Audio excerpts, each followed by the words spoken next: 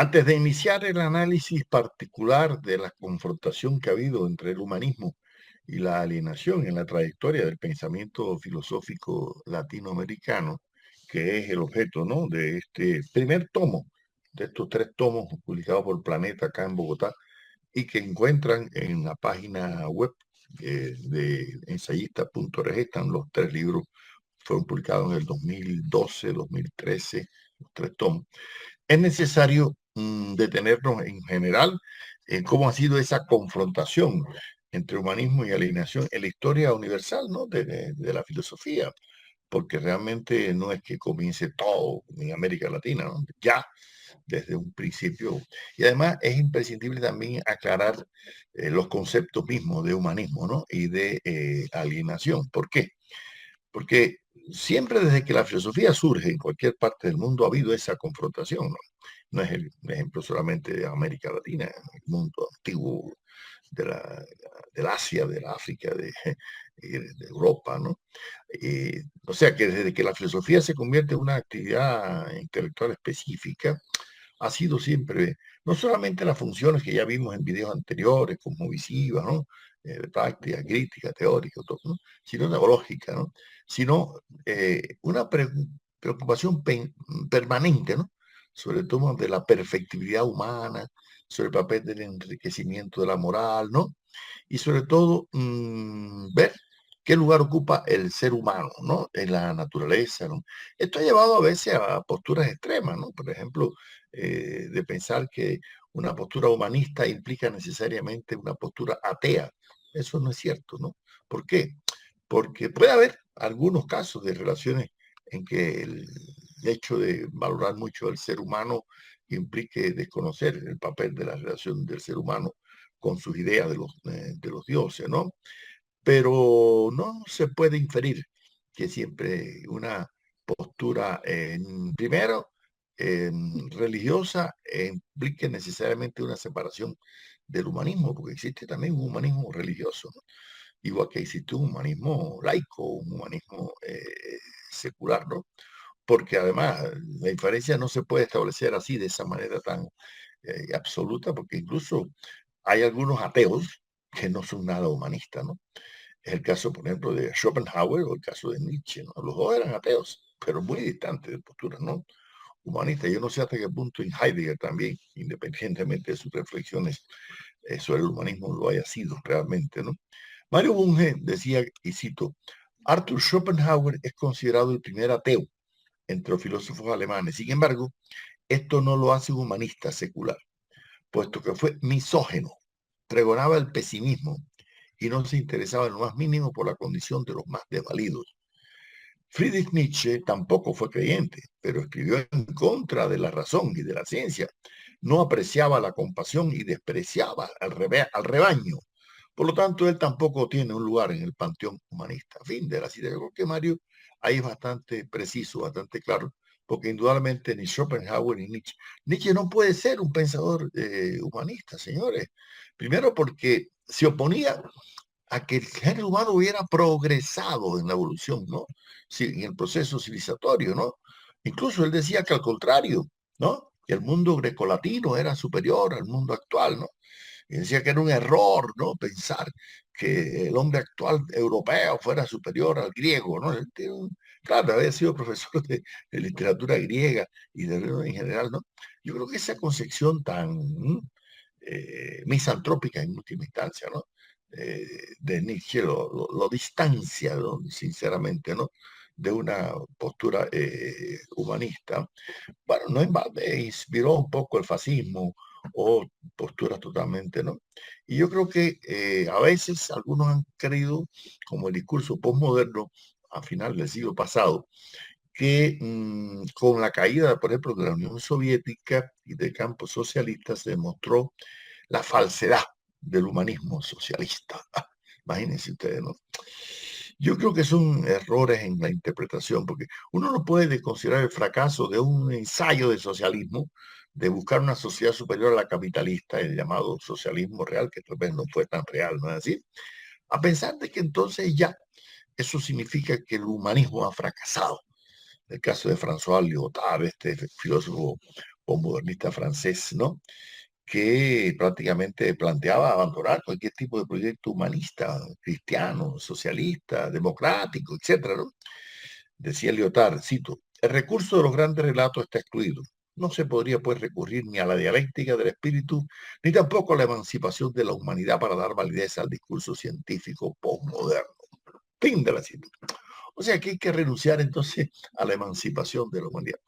Nosotros somos del criterio todo lo contrario. Yo creo que la historia de la filosofía está llena de propuestas humanistas. También las hay misantrópicas, ¿no? Y ha sido un progreso de enfrentar a formas de alienación, ¿no?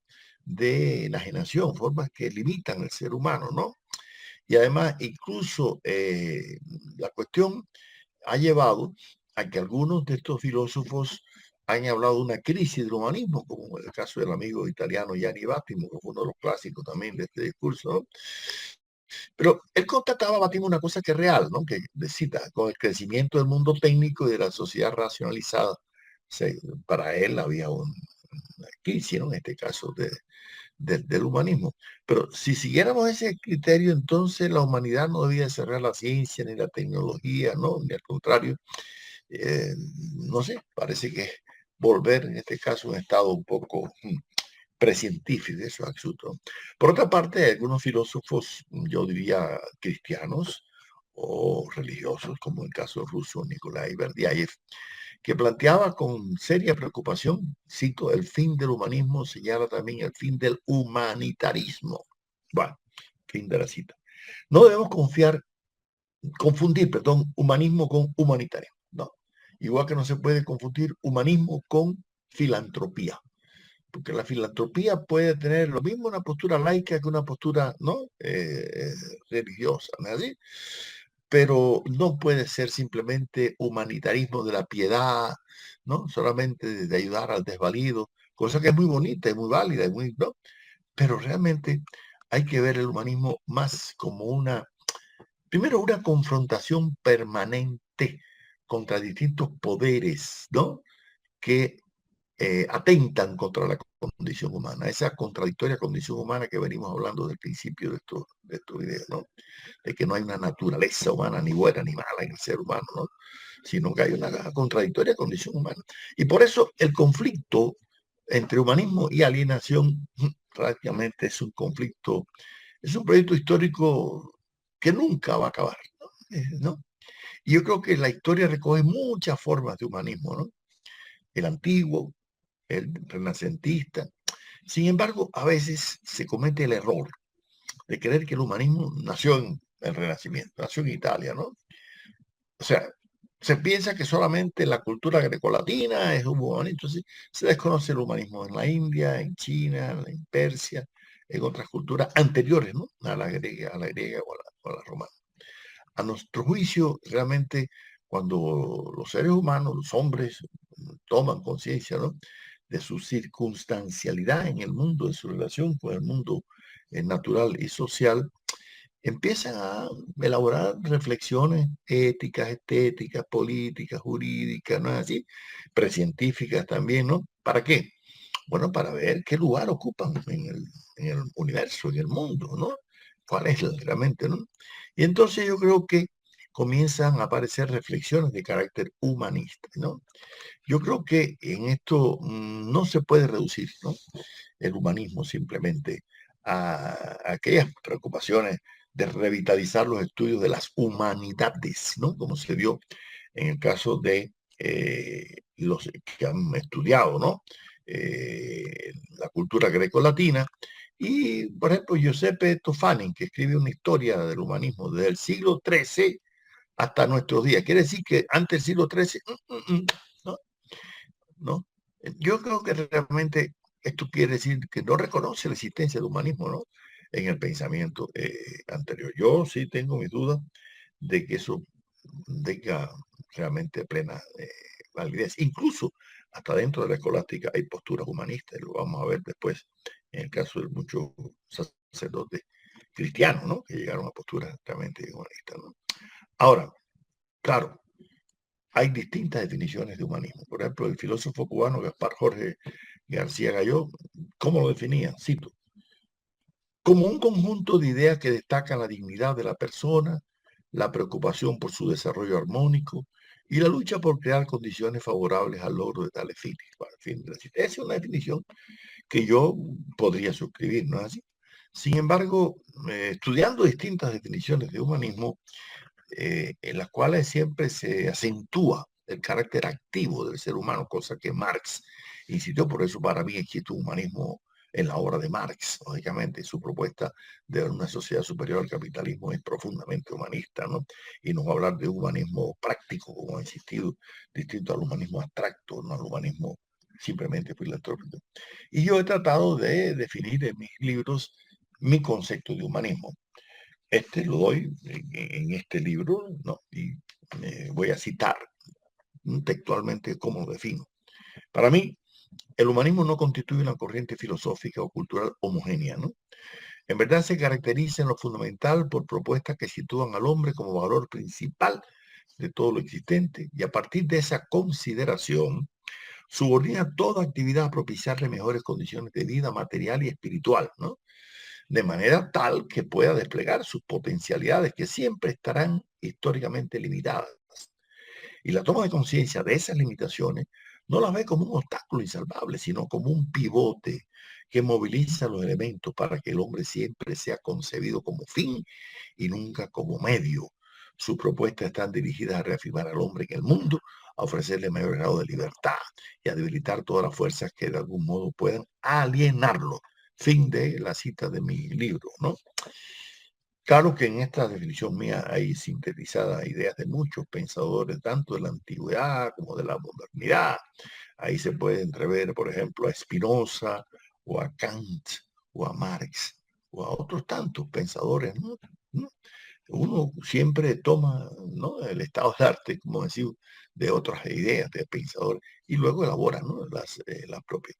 De la misma forma, yo elaboré un concepto también de alienación. Quiero decirle, claro, que el concepto de alienación y enajenación en cierta medida son sinónimos, ¿no? Pero ha habido una evolución de este concepto. En primer lugar, lo mismo, por ejemplo, en la antigüedad la alienación era concebida religiosamente solamente, ¿no? Luego en la ilustración se va a plasmar en el plano social, como en el caso de Rousseau, o luego en el plano económico, como la enajenación como venta, o luego como elevación del espíritu, como vamos a verlo después en otro video más adelante en Hegel, ¿no? O en el plano social y económico, como se ve en Marx, o en una teoría crítica, en otras teorías existencialistas, por ejemplo, en Sartre, en otros. Para mí, y esta es la definición que doy de enajenación, todo poder supuesto a fuerzas aparentemente incontroladas por el hombre, que son expresión histórica de incapacidad de dominio relativo sobre sus condiciones de existencia y engendradas consciente o inconscientemente por el hombre, limitan su grado de libertad y que se inscriben en el complejo de la enajenación. Fin de la cita. ¿Por qué? A ver, no es que el ser humano vaya a superar de una vez y por todas las formas de enajenación. No. Ese es un proyecto histórico inacabado, como dije anteriormente. Siempre van a aparecer nuevas formas, ¿no?, de alienación. Sobre todo en la ciencia y la tecnología, ¿no? Hoy en día cada vez más nos enajenamos con una serie de productos tecnológicos y científicos que no, o de carácter religioso, de carácter jurídico, o de carácter político, en que aparecen fenómenos que no anteriormente no existían. Bueno, depende cómo usted los asuma. Si usted se subordina y solamente estimula la obediencia, como vamos a ver después en Séneca, por ejemplo, bueno, entonces, lógicamente, ¿no? Pero si mismo en la cultura china, que en la India, como en las culturas de los pueblos amerindios o precolombinos, aun cuando tenían religiones, ideas religiosas, sin embargo, le daban al hombre un lugar en el mundo. Por ejemplo, Confucio decía, hay que hacer del hombre el objeto propio del saber. Fin de la cita de Confucio. O sea que lo principal es conocerse a sí mismo, lo que va a decir Sócrates después, conocer, ¿no? Y por eso Michel Granet, un estudioso francés del pensamiento chino, dice, cito, para los chinos el principio de este saber único, interesante y el único eficaz era la vida en sociedad. El trabajo del conocimiento, de vigilancia, de perfeccionamiento, proseguido en común, La cultura humanista gracias a la cual el hombre se constituye en dignidad. Fin de la cita. Esa palabra dignidad es importante en la historia del humanismo, ¿no? Nuestro pensador José Martí decía, yo quiero que la primera ley de la República Cubana sea ¿eh? el culto a la dignidad plena del hombre, la dignidad, ¿no? Claro, eso tiene origen en el mundo estoico, tiene origen en Confucio, como ya hemos visto, en otros pensadores, en Sócrates mismo, ¿no? En la India hay varias filosofías que tienen esas ideas, ¿no? Del tema del ser humano como algo digno, ¿no? Pero yo creo que no se debe realmente hiperbolizar la cultura humanista griega, que la hubo, ¿no? Nadie puede negar que no hubo humanismo. Pero eso, como pensar, como dice Ralph Turner en su libro Las grandes culturas de la humanidad, y cito, probablemente el común denominador de los aportes de los griegos a la alta tradición intelectual de Occidente fue el descubrimiento del hombre. Bueno, fin de la cita. Quiere decir que antes en las culturas antiguas no se había descubierto al hombre. No, me parece una cosa un poco exagerada, ¿no? Yo creo que, a ver, el hecho de que haya reflexiones antropológicas no quiere decir que todas las reflexiones antropológicas sean humanistas, ¿no? Porque hay concepciones misantrópicas que desprecian al ser humano o misóginas que desprecian a la mujer, ¿no? Pero además hay otra cosa.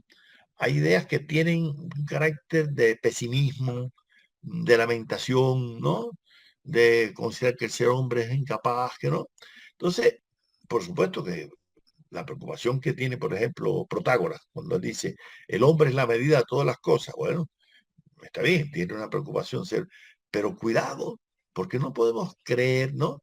Que realmente el ser humano, simplemente por preocuparse por su situación en el mundo, ya está elaborando ideas, ¿no? Prácticamente humanistas.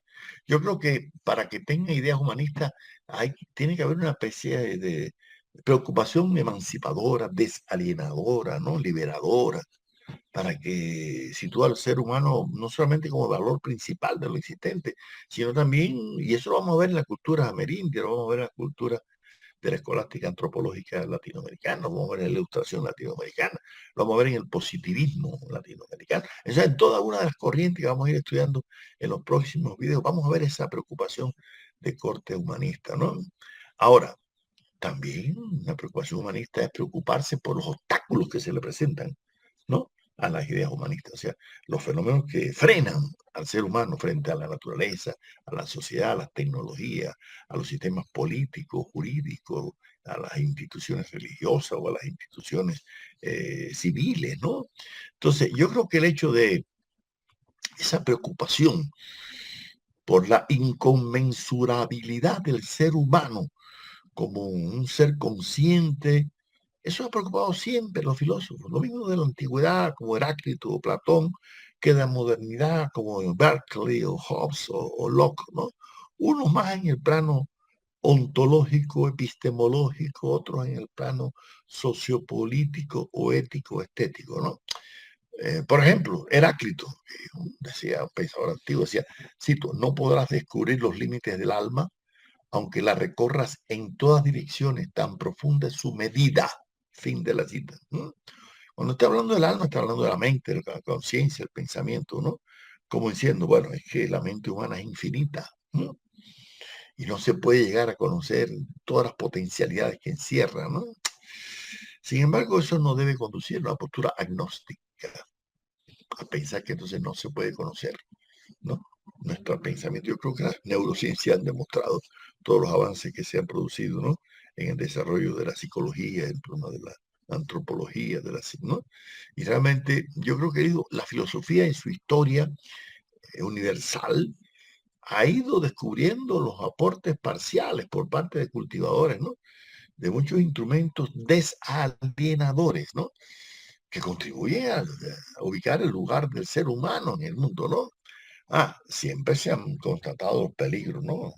Enajenantes, que en determinadas circunstancias lo que han hecho es motivar que el ser humano supere esos obstáculos, ¿no? ¿No? E incluso cuando hablábamos en videos anteriores de los reduccionismos epistemológicos, podríamos decir que son también especies de elementos enajenantes con el avance de la ciencia, ¿no? Que frenaban el avance de la ciencia o que lo limitaban, ¿no? Y sin embargo, visiones holistas, sistémicas, dialécticas, complejas, más integrales han superado, ¿no?, esa forma tan reduccionista de concebir el proceso del conocimiento, ¿no? Ahora, yo creo que hay muchos pensadores de la antigüedad que se preocuparon por ver en qué medida el ser humano creaba dioses, creaba imágenes a las cuales se subordinaba. Por ejemplo, Genófanes de Colofón decía, cito, pero los mortales creen que los dioses tienen un nacimiento y vestiduras, voces y cuerpos similares al de ellos. Y los tiempos representan a sus dioses chatos y negros, los etíopes, ¿no? Los tracios dicen que tienen los ojos azules y los cabellos rojos. Pero si los bueyes, los caballos y los leones tuviesen manos y con ellas pudiesen dibujar y realizar obras como los hombres, los caballos dibujarían figuras de dioses semejantes a los caballos y los bueyes semejantes a los bueyes y formarían sus cuerpos a imitación del propio. Fin de la cita. Óyeme, es impresionante que un filósofo de la antigüedad griega ya haya caracterizado cómo los chinos pintan a sus Buda con los ojos sacados, no sé. Los cristianos los pintan con imágenes y vestidos similares a nosotros, ¿no? O los pueblos, no sé, de otras culturas los pintan similares a ellos. Bueno, ese es el proceso según plantea Genófanes, ¿no? Y que llevó luego a decir, por ejemplo, el propio Genófanes, escuche, decía, no ha habido ni habrá jamás hombre alguno que tenga un conocimiento cierto en torno a los dioses y en torno a todas las cosas de las cuales yo hablo. Pues aún en el caso de que alguien dijese la verdad, no tendría el mismo conciencia de ello, pues no hay, sino opiniones sobre todo. Los dioses no han mostrado a los hombres todo desde el principio, pero los hombres buscan y con el tiempo encuentran lo mejor. Fin de la cita. Quiere decir que no depende de los dioses que nos den el conocimiento, depende de nosotros mismos, de los hombres que buscan y con el tiempo encuentran lo mejor, ¿no? Entonces ya ahí en Genófanes, igual que en Epicuro, vemos posturas emancipadoras frente a formas de enajenación, ¿no? Ideas profundamente humanistas, ¿no? ¿Y por qué? Porque la existencia de dioses lleva muchas veces a la obediencia, aceptar que las cosas son así porque Dios lo estableció, y entonces no se plantea ningún cambio, ¿no? Y por eso el conservadurismo político se ha siempre aferrado, ¿no?, a las ideas de que si Dios creó esto así, ¿por qué lo vamos a cambiar? ¿No? Y hay que mantener siempre las cosas. Y por eso el conservadurismo es la ideología más antigua que existe de las monarquías antiguas, ¿no? El liberalismo no, el liberalismo es expresión de la modernidad que empieza a criticar, ¿no?, ese conservadurismo y decir, no, se puede lograr el progreso, la ciencia, la técnica, la democracia, los derechos humanos, ¿no? Y luego vendrá el socialismo con otra ideología, decir, bueno, pero es que no es suficiente con lo que plantea el liberalismo, hay que darle unas mayores posibilidades de igualdad a los sectores populares, a la clase obrera, a los campesinos, y así las ideologías se han apoyado, ¿no?, en filosofía, en términos de esa confianza, ¿no es así? Ahora, ya Epicuro, por ejemplo, tenía una preocupación muy grande sobre cómo emancipar al ser humano. Primero, del temor a los dioses. Luego, de los propios placeres que el hombre se genera y que atenta contra su propia. Epicuro decía, cito, a la perfección de los dioses que realizan el supremo ideal del sabio, debe ser dirigido un culto desinteresado de admiración, no el culto servil de la imploración y de los conjuros constituidos por el interés y el temor. Fin de la cita. Fíjense, Epicuro no es ateo. Epicuro admite, como todos los griegos, que hay dioses. ¿Pero dónde? Allá arriba, en el topo Urano, ¿no? Y los dioses son también con figuras humanas, por eso lo pintan a Atenea, Afrodita, Venus, después los romanos, igual Minerva, ¿no? Y Apolo, ¿ya? Y hacen imágenes, ¿no? Pero ellos dicen, Epicuro nos está diciendo, no, lo que tenemos que hacer no es temerle a los dioses, igual que no debemos temerle a las enfermedades, no debemos temerle. Y por eso no es una casualidad que Marx haya hecho su tesis doctoral sobre la filosofía, ¿no?, de Epicuro y su diferencia con Demócrito, su maestro en el atomismo, ¿no? Y decía Marx en esa tesis, cito, puesto que todos los filósofos antiguos partieron de la conciencia como de presupuestos sin exceptuar a los escépticos, siempre les hizo falta un punto seguro de apoyo. Tal función la cumplen las representaciones tal como se hallan en el saber. Epicuro, en cuanto filósofo de la representación, es en este punto el más riguroso y define por eso mejores tales condiciones de fundamento. Es además el más consecuente, llevando así como los escépticos, por otra parte, a su perfección a la filosofía antigua. Fin de la cita. Yo creo que Marx se nutrió mucho de esta idea de Epicuro. ¿Por qué? Porque realmente presenta una forma de luchar contra todo lo que nos domina, nos controla. Claro que Marx lo va a llevar luego al tema del Estado y al tema de la economía, ¿no? De la producción mercantil, ya no solamente a la cuestión de la relación del hombre con Dios, ¿no? Ahora, quiero decirles que también en pensadores de corte idealista como Platón, ese tema estuvo presente, no solamente en materialistas como Epicuro, como Demócrito, ¿no? O sea, la superación de la enajenación y sobre todo la superación de los placeres mundanos, lo vamos a encontrar en Platón. Platón decía, cito, la sabiduría, la inteligencia, la memoria y todo lo que es de la misma naturaleza, la justa opinión y los razonamientos verdaderos son para todos los que lo poseen mejores y más apreciables que el placer a la par más ventajoso a todos los seres presentes y futuros, capaces de participar en ellos. Fin de la cita. ¿Qué quiere decir con esto Platón? Bueno, que más que los placeres mundanos de comer, de beber, de relaciones sexuales o de lo que sea, o de descansar en una playa, para Platón, ¿cuáles son los placeres superiores? La sabiduría, la inteligencia, la memoria, el cultivo de la filosofía, ¿no? Ahora, no es igual la concepción de materialistas como Demócrito y Epicuro que los que tiene, en este caso, Platón. ¿Por qué? Porque si bien es cierto que Platón aspiraba a que el hombre lograse una especie de equilibrio armónico, ¿no? Entre las distintas partes de su alma, la concupiscencia, ¿no?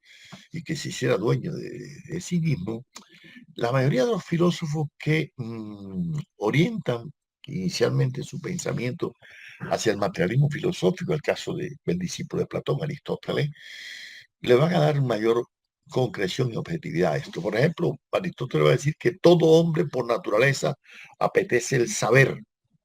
Fin de la cita, eso es importante. Y fíjense que la colosal obra enciclopédica que hace Aristóteles, porque Aristóteles se mete en física, en lógica, en meteorología, en estética, en política, etcétera, ¿no? Es por la intención desalienadora que en última instancia tiene la filosofía, ¿no? Aristotélica, ¿no? Aristóteles se propone lograr formas superiores de gobierno político, de superar todas las oligarquías, todas las tiranías. Bueno, eso es una forma, ¿no? De desalienación. Aristóteles quiere buscar un hombre virtuoso, un hombre digno, que lo enaltezca la condición humana. Y la dignidad central en el pensamiento aristotélico. Cito a Aristóteles, dice, la dignidad humana ocupa una posición intermedia entre la autosuficiencia y la cortesía servil. Su campo es el de las relaciones e intercambios de la vida social.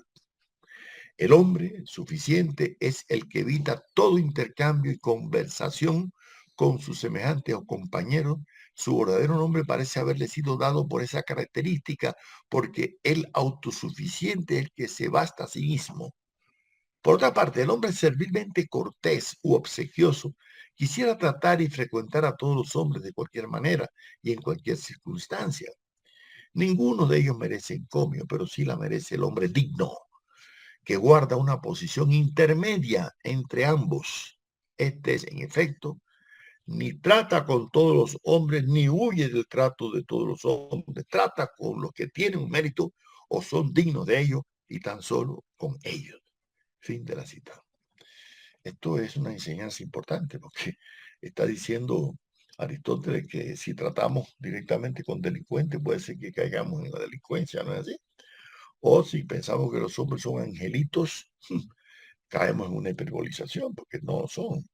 José Martí decía que en cada ser humano hay una bestia y hay un ángel. Hay que tratar de que el ángel domine a la bestia, pero la bestia está ahí, ¿no? O sea, el cultivo de la dignidad humana ha sido prácticamente un eje central del pensamiento humanista desde la antigüedad. Y lo vamos a ver desde que empecemos a estudiar el pensamiento humanista latinoamericano, desde el pensamiento de los pueblos incluso originarios, ¿no? La situación del ser humano, ¿no? Y la filosofía romana que le siguió al pensamiento griego, en hombres también de concepciones materialistas como Tito Lucrecio Caro, decía, cito, oh raza de los hombres sin ventura, cuando a los dioses concedió existencia y los armó de cólera inflexible, cuántos gemidos a sí mismo entonces, qué heridas y qué llantos a nuestra descendencia ocasionar. Fin de la cita. Fíjense lo que dice, ¿no? Cuando a los dioses concedió existencia, así que los hombres le han dado la existencia a los dioses, no es que los dioses le han dado la existencia, ¿no? Ahora hay otros que piensan todo lo contrario, ¿no? Hay filósofos que le preocupa más la subordinación de los hombres a los dioses. Ya el caso de Epicteto, por ejemplo, o de Séneca, ¿no? Epicteto decía, cito, lo principal has de saberlo, es tener creencias sólidas, pensar que existen y gobiernan el mundo con bondad y con justicia los dioses que te pusieron sobre la tierra para que los obedezcas y para que te doblegues a todo acontecer y lo aceptes de una manera voluntaria. Fin de la cita. O sea, ya que el culto no es a la razón, a la racionalidad, no, no, no, no, es a la creencia y a la obediencia, aceptar que los dioses te pusieron aquí y tú tienes que ser un humilde toda la vida y tienes que ser un trabajador, ¿no? Y no puedes superar esa condición y aceptar que el patrono es el patrono por el siglo y por los siglos y es el que tiene que mandar y que tiene que mandar, ¿no? Son este tal político o lo que sea, ¿no? Yo creo que por eso la visión humanista grecolatina sufrió un duro golpe con el medioevo y con el auge de la filosofía escolástica, porque ya el ser humano no sería, ¿no? Lo determinante. Tomás de Aquino, por ejemplo, decía, cito, en solo Dios consiste la beatitud del hombre. Fin de la cita. Otra cita, para que el conocimiento de cualquier verdad necesita del hombre del divino auxilio, de manera que el entendimiento sea movido por Dios a sus actos. Fin de la cita. O sea que no podemos conocer nada si Dios no nos los proporciona. Ya, no puedes lograr el conocimiento por ti mismo. Eso es lo que plantea la escolástica de Tomás de Aquino. Ya, tú tienes que aceptar lo que Dios te da y punto, ¿no? Yo creo que es una concepción muy empequeñecedora del hombre, ¿no? Y por eso sufrió un golpe duro con el Renacimiento, ¿no? Como plantea Wilhelm Winterland, que fue un filósofo neocantiano a finales del siglo XIX, que estudió mucho el Renacimiento y decía, cito, de ahí que tome la filosofía natural del Renacimiento como punto de partida de su problemática, el puesto del hombre en el cosmos y la metamorfosis de las ideas que se llevan a cabo en este aspecto bajo el influjo de las invenciones y descubrimientos, así como del cambiante estado cultural por ellas provocado que llegó a ser decisivo para la nueva imagen de la cabal concepción del mundo. Binderman, fin de la cita. Binderman aquí nos está diciendo que el Renacimiento cambió ya el ser humano no está subordinado a Dios. No quiere decir que Binderman sea ateo, no, no, no, no. Es que el ser humano se construye por sí mismo, ¿no? Y por eso ya empieza a haber más preocupaciones por la ciencia, ¿no? A ver el ser humano ya como el ser por excelencia, independientemente de que lo haya creado Dios o no, eso no es lo importante. Lo importante es el lugar que ocupa aquí, ¿no? En el mundo, es el ser humano, no Dios, ¿no? Y por lo tanto, Copérnico, Kepler, Bruno, todos estos científicos que plantean la astronomía, que plantean el conocimiento de la naturaleza, que van al conocimiento empírico, como Francis Bacon, empieza a cuestionarse esa subordinación a los dioses, ¿no? Bacon en su Novum Organon decía, cito, en el hombre ciencia y poder coinciden en un mismo punto, porque el desconocimiento de la causa hace imposible la obtención del efecto correspondiente. Fin de la cita, ¿no? Qué maravilla esto, ¿no? Todo lo contrario de lo que va a decir los positivistas después, que vamos a ver más adelante, ¿no? No estudiar la causa, dicen los positivistas. Aquí no, aquí está diciendo Bacon que hay que buscar la causa de los fenómenos. Y el investigador científico que no busque la causa está haciendo cualquier cosa menos ciencia, ¿no? Entonces, por eso es que el Renacimiento marca un punto de inflexión del humanismo frente a las alienaciones, no solo religiosas, sino a las alienaciones ante el Estado, alienaciones ante el poder político, como en el caso de Maquiavelo, ¿no? Que estudia esa relación, ¿no? Y yo creo que esos titanes del pensamiento, que fueron los renacentistas, ¿no? Como le llamó Engels, ¿no? Tenía una intención humanista desalienadora, ¿no? Mm. Y se percataron de que la religión era una rémora que limitaba, ¿no? En este caso. Y quiero decirle que ya en el Renacimiento comienzan a aparecer también filósofos, incluso sacerdotes, como Tomás Moro, ¿no? Que empiezan a criticar el nacimiento de la sociedad capitalista. Señores, estamos hablando de los inicios de la modernidad, ¿no? Siglo XIV, siglo XV, ¿no? Tomás Moro decía, y cito, estimo que donde quiera que exista la propiedad privada y se mida todo por el dinero, será difícil lograr que el Estado obre justa y acertadamente. A no ser que piense que es obrar con justicia el permitir que lo mejor vaya a parar a manos de los peores y que se viva felizmente allí donde todo se haya repartido entre unos pocos, que mientras los demás perecen de miseria, disfrutan otros de la mayor prosperidad. Fin de la cita. Ahí este socialista utópico, de ahí viene la palabra utopía de Moro, de su obra, un lugar que no existe en ninguna parte, ¿no? Es una crítica a la sociedad injusta del capitalismo que concentra la riqueza y lo vamos viendo hoy en día en este mundo tan globalizado, ¿no? En que prácticamente un porcentaje mínimo posee la riqueza de millones de seres humanos, ¿no? Y yo creo que a partir de ahí la enajenación empieza a tener una significación económica, no solamente con relación a los dioses, sino con relación al capital, al mundo financiero, a los bancos, a los banqueros, ¿no? Y la problemática socioeconómica va a ir tomando cada vez más fuerza. ¿Mm? Y por eso ya en el pensamiento ilustrado, en el cual el pensamiento latinoamericano va a jugar un papel importante, porque ya el pensamiento ilustrado en el siglo XVIII en América Latina va a jugar cada vez más una función más humanista, porque ya no se va a plantear solamente el tema de eliminar la servidumbre de los indígenas, sino también la abolición de la esclavitud de los negros africanos, ¿no es así? Y ahí empieza a articularse el pensamiento latinoamericano con la modernidad, como vamos a ir viendo en videos posteriores. Pero es que ya ahí empiezan a haber otros filósofos como Rousseau, que va a ver el origen de la desigualdad entre los hombres, ¿dónde? En la propiedad privada de la tierra, aquella que era colectiva y que ahora uno se apropió de la tierra, ¿no? Y entonces ahí empiezan las ideas a orientarse la enajenación en un plano económico y jurídico sobre todo, ¿no? Y aparecen teorías ya más elaboradas, ¿no? Y eso le serviría después a Marx para elaborar la concepción del fetichismo de las mercancías, ¿no? Le serviría todo análisis de la enajenación del proceso religioso. Pero es que ya hay muchos ilustrados franceses, como Holbach, por ejemplo, en su sistema de la naturaleza. Escuchen lo que dice, cito, el hombre solo, aunque una de las partes más pequeñas del globo, que no es en sí más que un punto imperceptible de la inmensidad, el hombre solo cree que el universo es para él. Se imagina que él es el confidente de la naturaleza.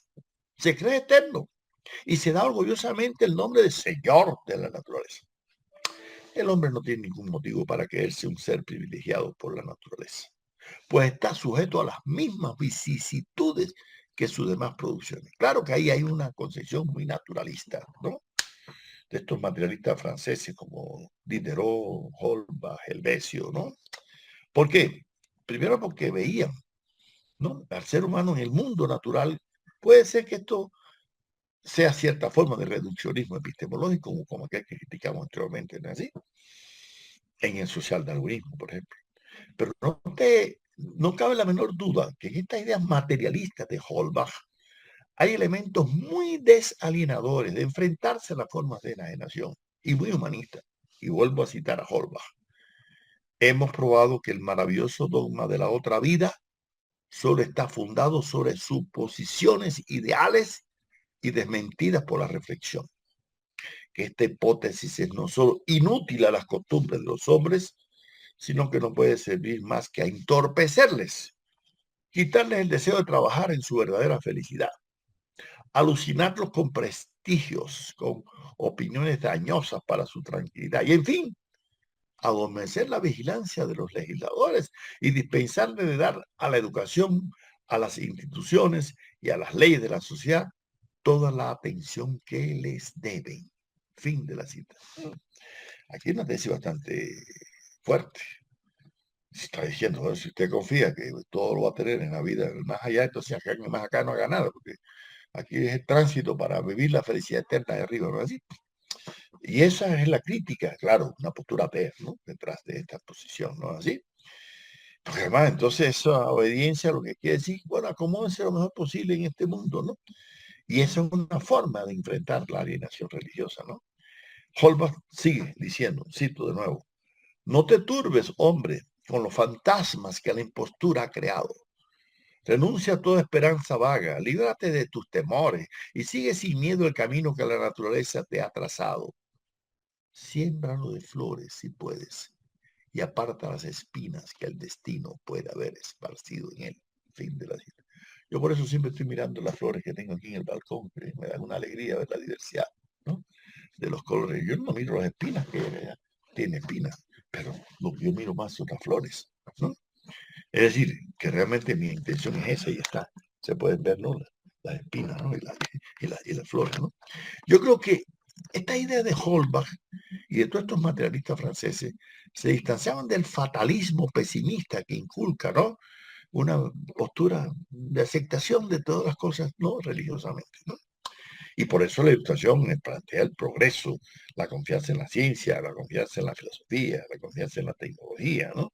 Y por eso aparece la Declaración de los Derechos del Hombre y Ciudadano, porque ahí aparece ya el tema de la libertad del ser humano, ¿no?